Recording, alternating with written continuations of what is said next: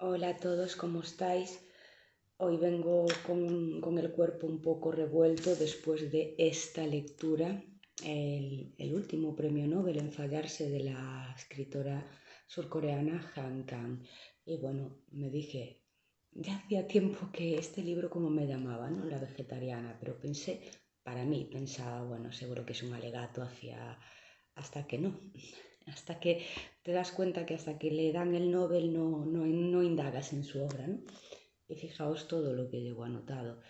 Es una lectura muy intensa, la verdad, y no apta para todos los cuerpos.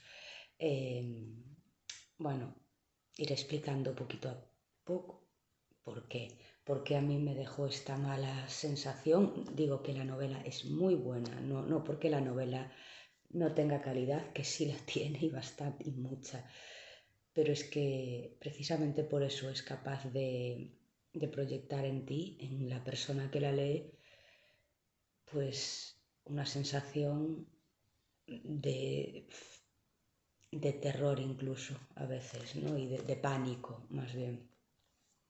Vamos resumiendo, la metamorfosis de manera kafkiana, pero en este caso no hablamos de una metamorfosis física, sino espiritual, de una mujer que debido a unas pesadillas constantes y aterradoras decide dejar de comer carne por completo, hasta el punto de no comer absolutamente nada. Se trata, por tanto, de un proceso autodestructivo en sí, la destrucción de un ser humano en pro de un ideal. Pero ¿por qué? ¿Por qué es de repente, de un día para otro, sin motivo? No es por ideología, no es por moda, como se dice en la novela en algún momento, que bueno, está de moda ser vegetariano, lo subrayé también. Entonces se pensó, el marido pensaba que ella pues también pues caería en esa moda, pero no. La novela se publicó por primera vez en 2007. Fue conocida más tarde, en 2016, después de recibir un premio importante y bueno, a partir de ahora pues imagino que ya más, ¿no? Se divide en tres actos, como digo yo, no podemos hablar de actos porque es una novela en tres partes. La primera, donde es el narrador, la voz del narrador es el propio marido, a ver si lo pronuncio bien yo, Yang Ye, yo para mí leía Yang Wei, así que diré Yang Wei porque yo no sé coreano. Eh, la segunda parte, el cuñado, y la tercera parte, la propia hermana de la protagonista.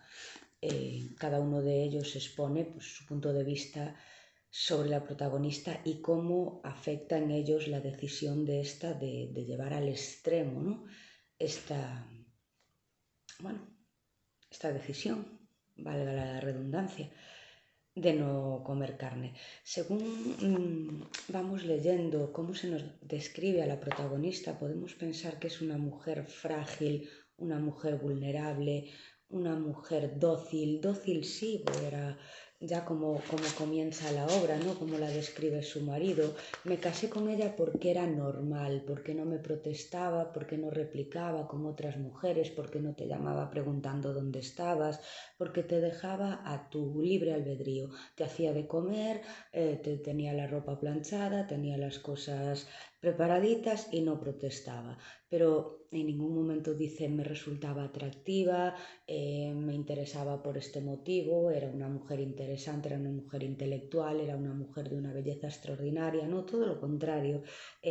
Nos la describe como una mujer con una belleza pobre, que no llamaba la atención por nada en concreto.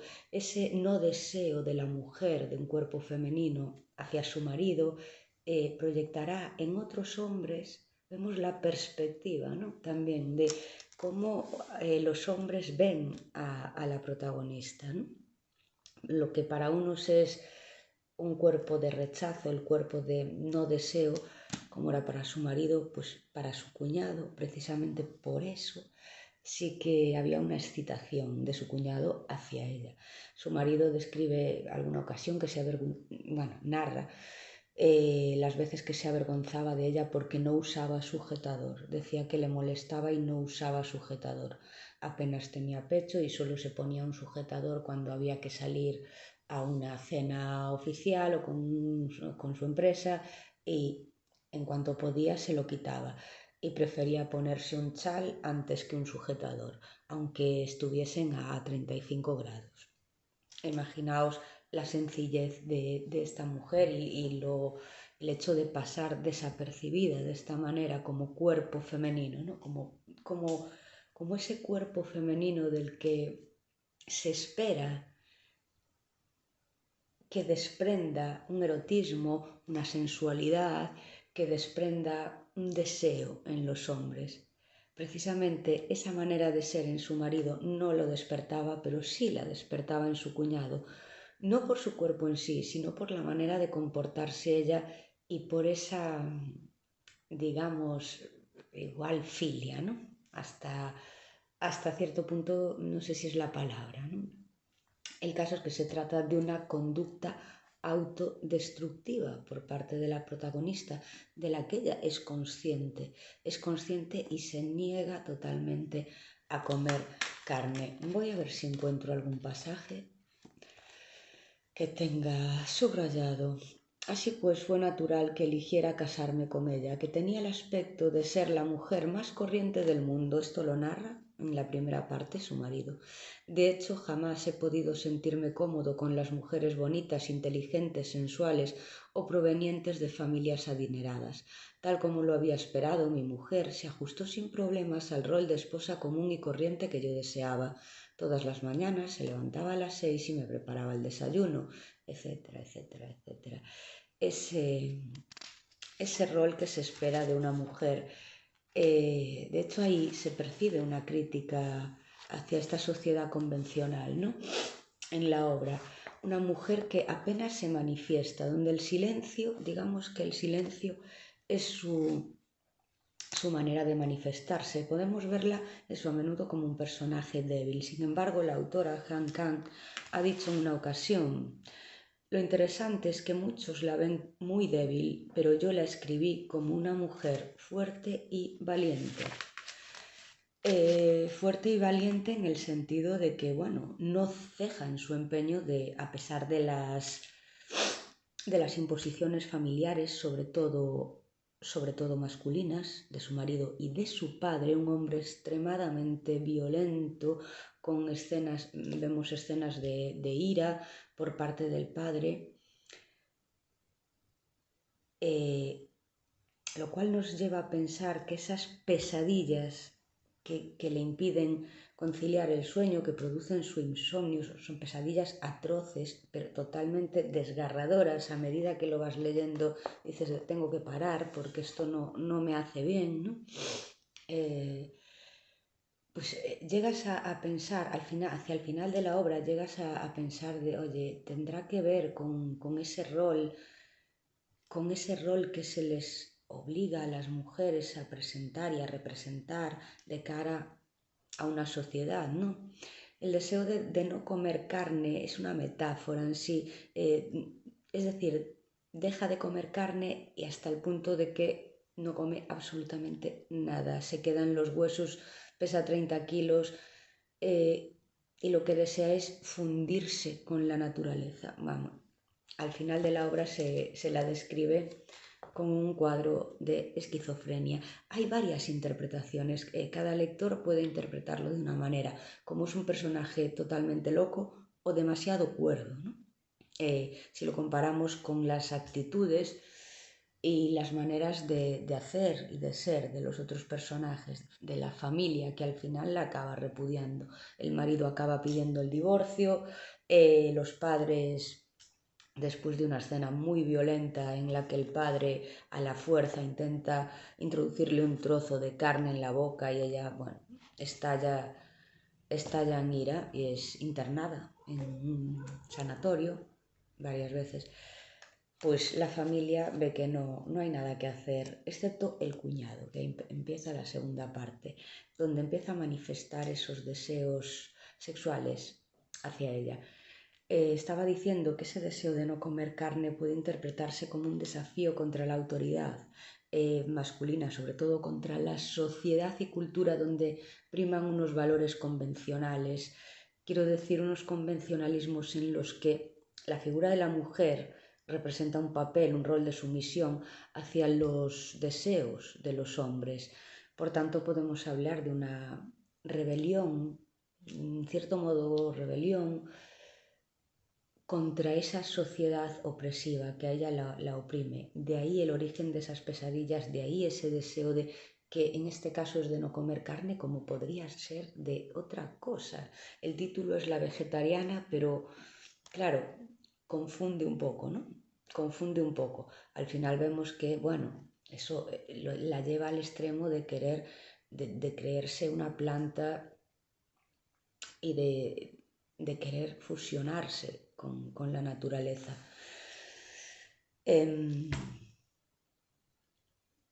Hablaba del cuerpo de esta mujer, ¿no?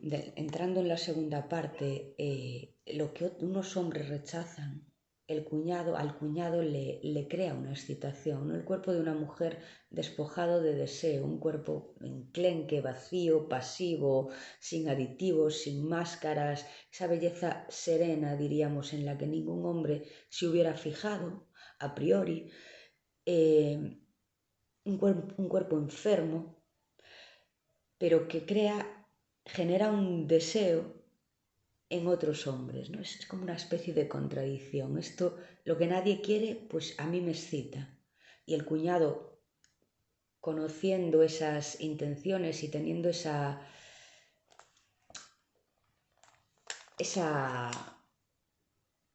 no me sale la palabra ahora, ¿no? Esa curiosidad por saber, oye, ¿por qué no comes carne? Oye, ¿por qué te comportas así? El cuñado es artista en la obra.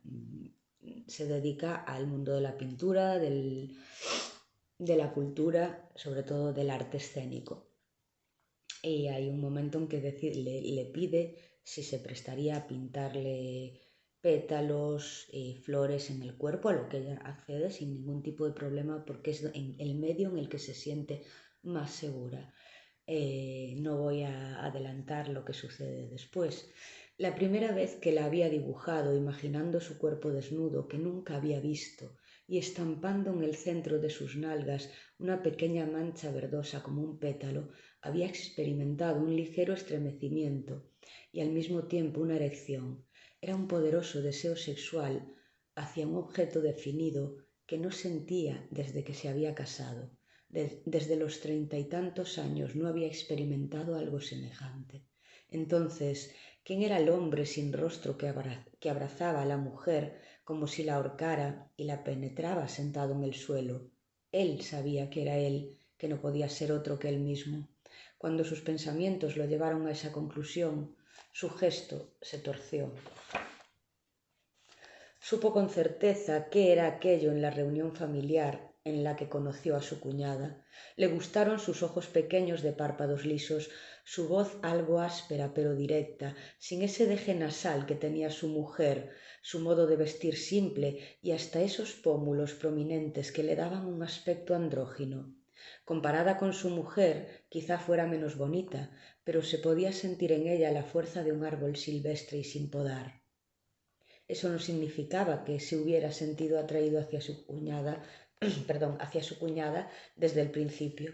Simplemente se le había pasado por la cabeza que le gustaba, que a pesar de que las dos hermanas se parecían mucho, su cuñada le provocaba una impresión sutilmente diferente. Lo que su marido aborrecía, él lo deseaba. Su marido en alguna ocasión manifiesta un deseo hacia su cuñada, hacia la hermana de Yang Wei, y vemos el efecto contrario ahora, ¿no?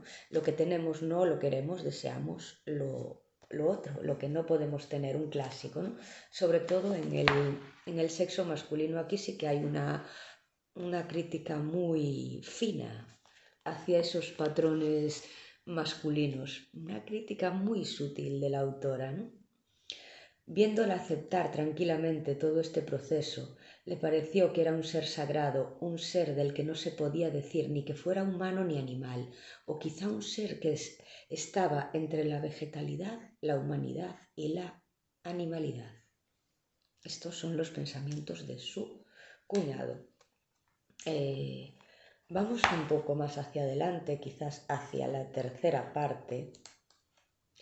donde se percibe la presencia de la hermana, que es una mujer totalmente sumisa. Quizás es el personaje más sumiso de la obra, la mujer que acata con serenidad y sin protestar lo que el marido le pide, ese trabajo del marido de artista en el que no gana dinero, la única que aporta a la economía familiar es ella, la que cuida de su hijo y la que finalmente cuida de su hermana después de que todos la hayan abandonado.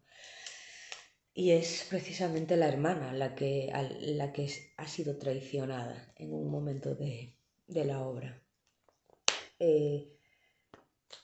Voy un poquito más atrás porque tengo marcados pasajes interesantes.